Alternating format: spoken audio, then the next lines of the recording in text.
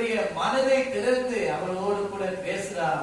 அப்ப அந்த ஏலி அந்த ஊழியக்காரன் சொன்னான், என்ன பண்ண, நீ சமாதானத்தோட போ, நீ இஸ்ரவேலின் தேவனிடத்தில் கேட்ட உன் விண்ணப்பத்தின்படி அவர் உனக்கு கட்டளையிடுவாராக. என்ன கேட்டா, ஒரு ஆண் பிள்ளையை தாரு, அவர் உனக்காக நான் கொடுப்பேன் அப்படின்னு ஒரு விண்ணப்பம் பண்ணது ஆண்டவர் கேட்டார்.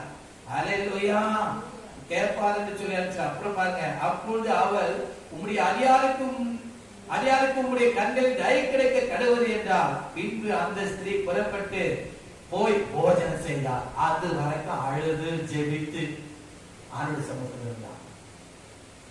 ஆனா அவருடைய ஒரு ஊழியக்காரர், தேவனுடைய ஊழியக்காரர்களிலிருந்து வந்த வார்த்தை, அது தேவனே தன்னோடு கூட பேசினார் என்று தன் இருதயத்தை அவள் பலப்படுத்தி திடப்படுத்தி அவள் என்ன பண்ணாரா, போய் ஆகாரத்தை சாப்பிட்டாரா. அல்லேலூயா. நல்லா கவனிங்க, உபவாசித்துதான் அவள் என்ன பண்ணிருப்பா, ஜெபிச்சிருக்கிறா. அவள் ஏவி சொன்ன வார்த்தை நிமித்தம் அவள் போய் என்ன பண்ணாலாம், அவள் புறப்பட்டு போஜனம் செய்தார். அப்புறம் அவள் துக்க முகமா இருக்கவே